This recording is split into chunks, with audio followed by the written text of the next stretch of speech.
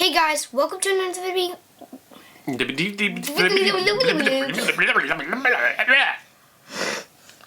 Hey guys, welcome to another video of Becoming Select. I'm Sean, and this is Sean's dad. Really? That's what I am now? Sean's dad? Yeah, that's what everybody calls you. Yeah, fair enough. If you haven't watched episode 1, click the link in the description down below. So today, we're actually going to go to episode 2 of our DIY backyard batting cage series. Hey, Sean's dad. Yes. It's going to be really exciting to show him how to do it today. I know, it is going to be cool. So guess what? Just tune in and be ready to go. And cue the intro.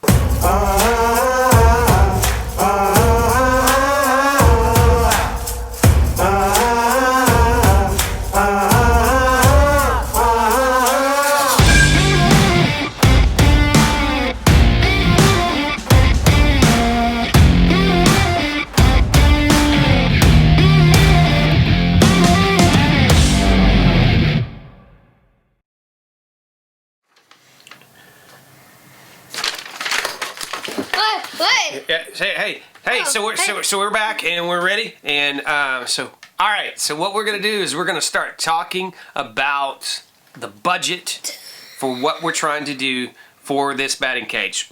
It's not coming out of my money.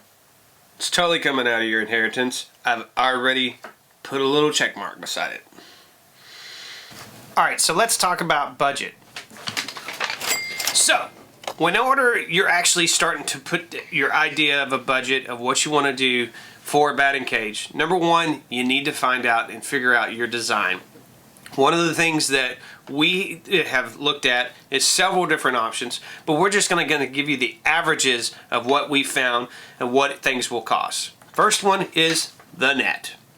So the net can range depending on the quality of the net that you get. You can get really, really cheap ones, and quite frankly, you're just going to replace them probably once a year because of weather and wear and tear and everything else that's going to cause on it.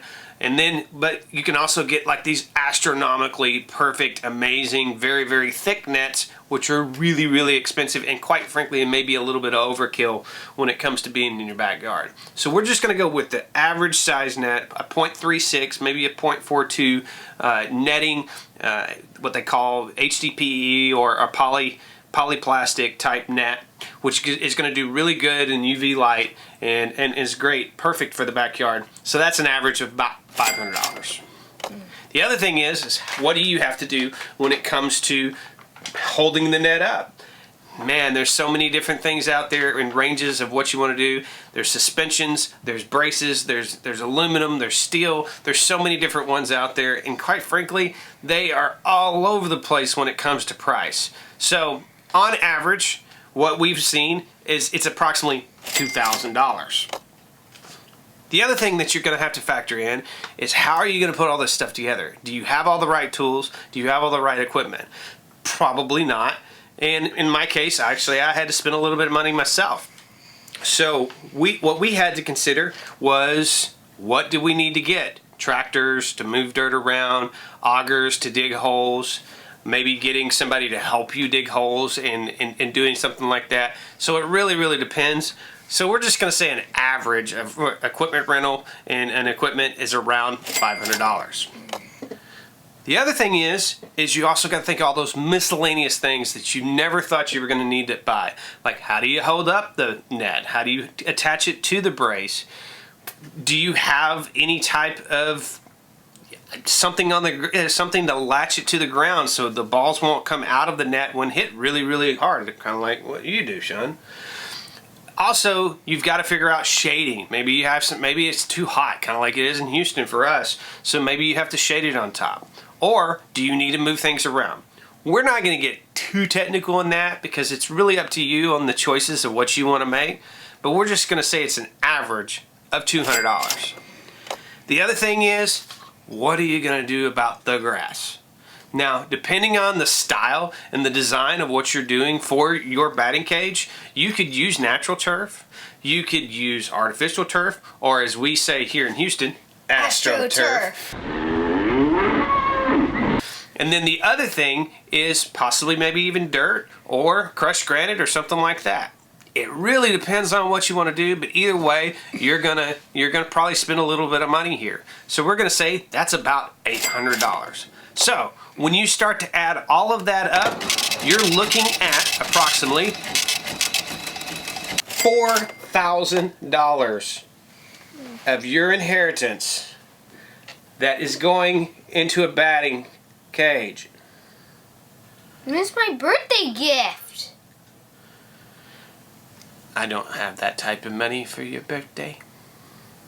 Now, one of the things that I will say is we wanted to figure out how we could use our talents and our designs and figure out a better way to incorporate something in our backyard that we would enjoy. I actually did some research and I found this place called Crushlife Acres in Oregon, where a gentleman actually built this amazing backyard batting cage. And I thought maybe that's a perfect inspiration of what we want to try to do for our backyard. It is so cool. So, with that being said, and with the tools that we have and what we want to try to do, we decided to incorporate that in our backyard plan. We didn't want our batting cage to take up all the space because our family enjoys using the backyard. We also wanted to make sure that the batting cage fit the overall design of our backyard with our playground and our sitting area. And the most important is we wanted to use our skills and hard work to save money. Okay, off to the store to go get some materials to install the post on the batting cage. Let's do it! Buckle up. So we just got back from the store and looks like they didn't have the 16-foot wood, so we're gonna have to go all the way across town just to get this 16-foot of wood. And you know what? The other thing is you gotta think about this. Most truck beds are 6 foot long, which means it's gonna be big. So either you do what we have and you have a rack on the back of your truck like we do, or you better get it delivered, because I'm not sure a red flag on pieces of wood sticking 10 foot out of your truck is very, very safe. Ready?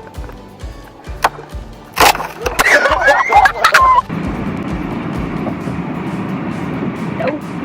At the store to pick up some materials, and so we got our little thing that we need. So let's go into the store and go get our materials. We are here to get the 6x6x16. 4x6. 4x6? Yeah. Looks like 6x6. Anyways. These things are heavy. We have to get 4. So, yeah. Wow. Should I get this side? No, Sean, you don't understand how heavy it is. Okay. So it looks like we just got the 4 pieces of wood. My dad, big boy, we got it. And get some concrete. Quick.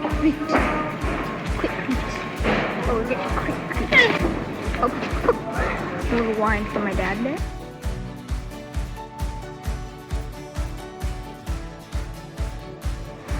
Putting them in the truck. It's gonna be pretty hard.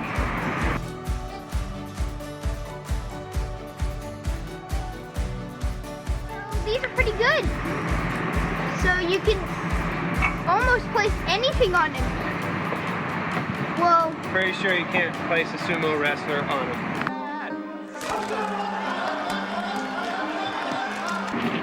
probably not. So, what are we doing next? We're going to Whataburger. Yeah. If you guys don't live in Texas, I feel so bad for you. Whataburger is great. The opinions expressed in this video about becoming select Sean Murphy and his family are not paid advertisement by Whataburger or any other corporation. This family just really loves living in Texas and eating at Whataburger. Please eat responsibly. A little longer than a few minutes later. Dig holes. That guy be digging holes.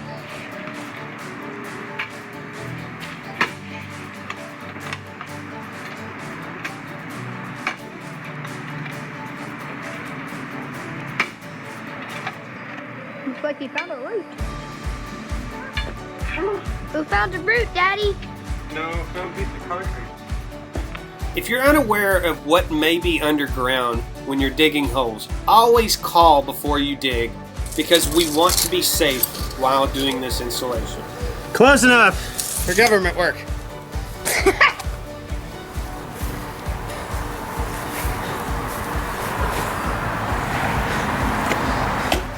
Hey, can you give me some water? This is not a joke. This is not a drill. Daddy needs water. Daddy needs water. After we hydrated the beast, we dug the hole and then recruited my mom so we could put the pole and put the concrete in so it could stabilize the pole. One thing that you have to make sure is the pole is level. And then once it's level, go ahead and stabilize it with some scrap pieces of wood, which we were able to pick up at the store, because that will actually help it from not moving while you're pouring the concrete into the hole. So we were able to get everything done and get that first one in, and we felt comfortable about it.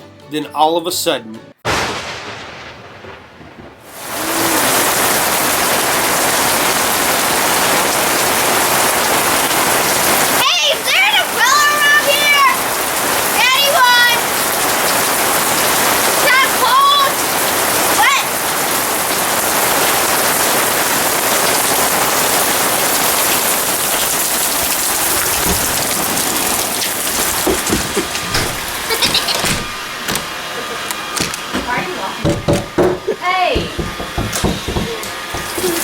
well, we got one in, but as you can tell, the humidity went from 50% to 100%. So we, well, I guess we'll just have to wait until it starts raining, finish digging the holes, and try again once it starts to dry up. So, Sean's dad? Yep. You think this is a great time to stop the episode? I think so. So tune in next time when we actually finish the installation and start putting up the net, and we will summarize everything for you on what it took, the bill of materials, and what we were able to accomplish.